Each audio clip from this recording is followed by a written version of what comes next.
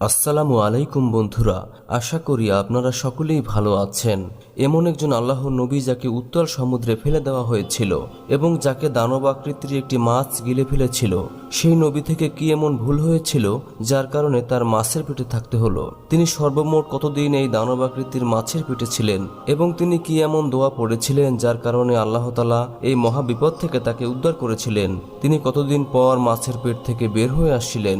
আজকের এই ভিডিওতে হযরত ইউনূস আলাইহিস সালামের সাথে ঘটে যাওয়া বিস্ময়কর ঘটনা সম্পর্কে বিস্তারিতভাবে আলোচনা করব ইনশাআল্লাহ, এবং পাশাপাশি ওই বিশেষ দোয়াটিও বলবো যে দোয়াটি হযরত ইউনূস আলাইহিস সালাম মাছের পেটে থাকা অবস্থায় পড়েছিলেন। কারণ এই দোয়াটি যে কোনো ব্যক্তি বিপদ ও মুসিবতে পাঠ করলে আল্লাহ তাআলা নিজ অনুগ্রহে তার বিপদ ও মুসিবত দূর করে দেন। প্রিয় বন্ধুগণ, হযরত ইউনূস আলাইহিস সালাম আল্লাহ তাআলার একজন মনোনীত নবী ছিলেন। তার পিতার নাম ছিল মাত্তা। আল্লাহ তাআলা হযরত ইউনূস আলাইহিস সালামকে বনী ইসরায়েল জাতির প্রতি প্রেরণ করেছিলেন। প্রিয় বন্ধুগণ, আপনাদের স্মরণ রাখার জন্য বলছি, বনী ইসরায়েল এমন এক জাতি যাদের প্রতি আল্লাহ তাআলা সবচেয়ে বেশি নবী রাসূল প্রেরণ করেছিলেন। আল্লাহ তাআলা হযরত ইউনূস আলাইহিস সালামকে নবুয়ত দান করে ইরাকের একটি প্রসিদ্ধ শহর নিনাওয়া অঞ্চলে পাঠিয়েছিলেন। আল্লাহ তাআলা যখন ইউসুফ আলাইহিস সালামকে নবুয়ত দান করলেন তখন তার বয়স ছিল 24 বছর। অতঃপর হযরত ইউনূস আলাইহিস সালাম আল্লাহ তাআলার হুকুমে দীর্ঘ সময় ধরে নিনাওয়াবাসীকে আল্লাহর দিকে আহ্বান করেন। নিনাওয়াবাসী তার আহ্বানে কোনো প্রকার সাড়া দেয়নি এবং তারা তাদের পাপের রাজ্যে অবিচল ছিল। কিন্তু তারপরও হযরত ইউনূস আলাইহিস সালাম তার সম্প্রদায়কে আল্লাহ তাআলার একাত্মবাদের প্রতি আহ্বান জানাতেন এবং গুনাহের সকল কাজ থেকে বিরত থাকতে অনুরোধ করতেন। হযরত ইউনূস আলাইহিস সালাম তার সম্প্রদায়কে কয়েক বছর ধরে দাওয়াত দেন, কিন্তু ওই সম্প্রদায় তাদের গুনাহের সাগর থেকে উঠে আসেনি। তারা হযরত ইউনূস আলাইহিস সালামকে বিভিন্নভাবে গালিগালাজ করত এবং কষ্ট দেওয়ার চেষ্টা করত। প্রিয় বন্ধুগণ, নিনাওয়াবাসীর এই অবাধ্যতা ও নাফরমানি হযরত ইউনূস আলাইহিস সালামকে দুশ্চিন্তায় ফেলে দিল। হযরত ইউনূস আলাইহিস সালাম তার সম্প্রদায়ের পাপ দেখে তাদের প্রতি অসন্তুষ্ট হন। এক পর্যায়ে অসন্তুষ্ট হয়ে তিনি তার জাতির জন্য আল্লাহ তাআলার পক্ষ থেকে শাস্তি কামনা করেন। অতঃপর তিনি নিনাওয়া অঞ্চল ছেড়ে অন্যত্র চলে যাওয়ার জন্য প্রস্তুতি নেন।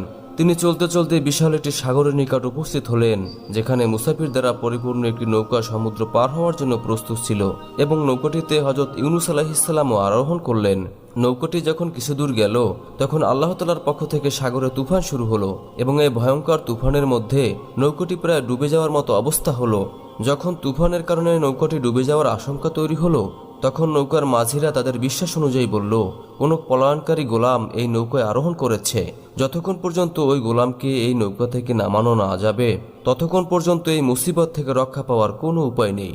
মাজিদের কথা শুনে হযরত ইউনূস আলাইহিস সালামের অন্তরে এই খেয়াল আসলো যে আমি আল্লাহ তাআলার ওহীর অপেক্ষা না করেই আমার জাতির জন্য বদদোয়া করে সেখান থেকে চলে এসেছি এবং সম্ভবত আল্লাহ তাআলা রব্বুল আলামিনের কাছে আমার এই কাজটি পছন্দ হয়নি, হয়তো এর জন্যই এই বিপদের সম্মুখীন হতে হয়েছে। সুতরাং এটা আমার জন্য পরীক্ষা স্বরূপ। অতঃপর হযরত ইউনূস আলাইহিস সালাম মাজিদেরকে বললেন, আমি সেই পলায়নকারী গোলাম যার কারণে তোমরা বিপদে পড়েছ।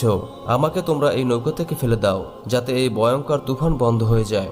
কিন্তু নৌকায় আরোহণকারী মাঝি ও অন্যান্য যাত্রীগণ হযরত ইউনূস আলাইহিস সালাম সম্পর্কে ভালো করেই জানতেন এবং তাকে অত্যন্ত নেককার মানুষ হিসেবে বিশ্বাস করতেন। তারা হযরত ইউনূস আলাইহিস সালামের ব্যক্তিত্বের প্রতি মুগ্ধ ছিলেন, তাই তারা হযরত ইউনূস আলাইহিস সালামকে নৌকা থেকে ফেলে দিতে অস্বীকৃতি জানালো।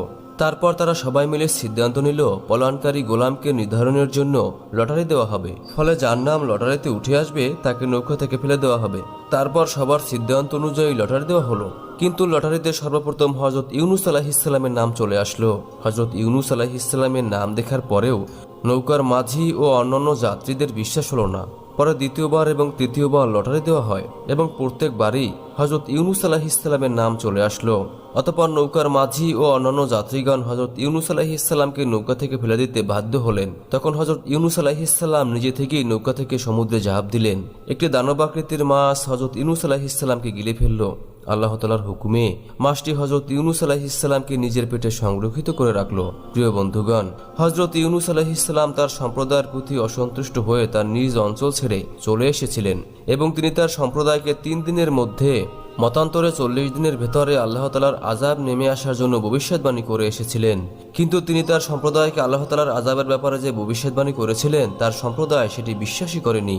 তারা পরস্পরকে বলল, ইউনুস আলাইহিসসালাম তো বলেছিল আল্লাহর গজব আসবে, এখনো তো কোনো আযাব আসেনি, না জানি এ আযাব কখন আসবে।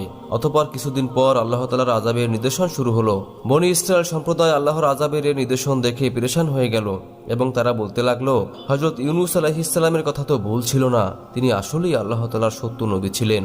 অতঃপর তারা আল্লাহ তাআলার এই আযাবের নিদর্শন দেখে সমস্ত মানুষ তাদের গৃহপালিত পশুসহ মাঠে উপস্থিত হয়ে আল্লাহ তাআলার দরবারে কান্নাকাটি করে আল্লাহ তাআলার দরবারে তাওবা ইস্তেগফার করলো এবং আল্লাহ তাআলার একাত্মবাদের প্রতি বিশ্বাস আনলো। এক পর্যায়ে আল্লাহ তাআলা তাদের তওবা কবুল করে নিলেন এবং তাদের উপর আসন্ন আযাব সরিয়ে দিলেন। প্রিয় বন্ধুগণ, এদিকে হযরত ইউনুস আলাইহিসসালাম মাছের পেটে জীবিত অবস্থায় ছিলেন এবং আল্লাহ তাআলার হুকুম ব্যতীত তার সম্প্রদায়কে ছেড়ে আসার জন্য লজ্জিত হলেন। তিনি আল্লাহ তাআলার দরবারে নিজের ভুলের জন্য এই দোয়াটি পড়লেন, লা ইলাহা ইল্লা আনতা সুবহানাকা ইন্নী কুনতু মিনাজ জালিমিন, অর্থাৎ হে রাব্বুল আলামিন, আপনি ব্যতীত কোনো উপাস্য নেই, আমি আপনার পবিত্রতা বর্ণনা করি। অতঃপর আল্লাহ তাআলা হযরত ইউনুস আলাইহিসসালামের এই বিনম্র দোয়া শুনলেন এবং তা কবুল করলেন। আল্লাহ তাআলা হযরত ইউনুস আলাইহিসসালামের এই পরীক্ষার সমাপ্তি করে দিলেন।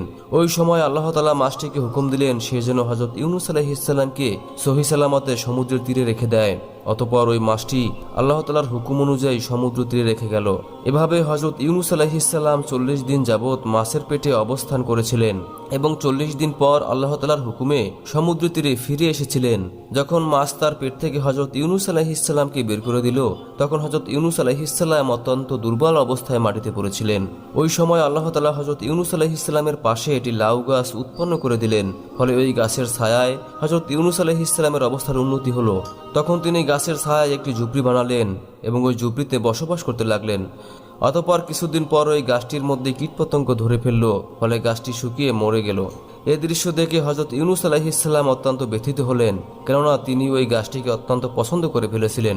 ওই সময়ে আল্লাহ তাআলা হযরত ইউনুস আলাইহিসসালামের প্রতি ওহী নাযিল করলেন এবং তাকে উদ্দেশ্য করে বললেন, হে ইউনুস, তোমার ওই গাছটি শুকিয়ে যাওয়ার কারণে দুঃখ অনুভব করলে, যা খুব নগণ্য ও ছোটখাটো জিনিস ছিল, কিন্তু তুমি তোমার সম্প্রদায়কে ছেড়ে আসার সময় একবারও চিন্তা করলে না যে নিনাওয়াতে বসবাসকারী অসংখ্য মানুষ ও জীবজন্তু ধ্বংস হয়ে যাবে। তুমি কি মেহেরবান হতে পারতে না, যেরকমটা তুমি এই গাছের জন্য হয়েছ? এমনকি তুমি আমার ওহির অপেক্ষা না করেই তোমার সম্প্রদায়কে বদদোয়া দিয়ে বের হয়ে এসেছ। এটি কোনো নবীর শান হতে পারে না। অতঃপর আল্লাহ তাআলা হযরত ইউনুস আলাইহিসসালামকে এই নির্দেশ দিলেন, তুমি দ্বিতীয়বার নিনেওয়া অঞ্চলে যাও এবং সেখানে অবস্থান করে নিনেওয়াবাসীকে দাওয়াত পৌঁছে দাও। অতঃপর হযরত ইউনুস আলাইহিসসালাম আল্লাহ তাআলার হুকুম মোতাবেক নিনেওয়া অঞ্চলে পুনরায় চলে গেলেন এবং তার সম্প্রদায়ের মানুষ তার পুনরায় আগমনে অনেক খুশি হয়েছিল এবং ওই সমস্ত মানুষ হযরত ইউনুস আলাইহিসসালাম থেকে দ্বীনি ইলম শেখা শুরু করলেন। অতঃপর তারা দুনিয়া ও আখিরাতে সফলতা অর্জন করেছিল।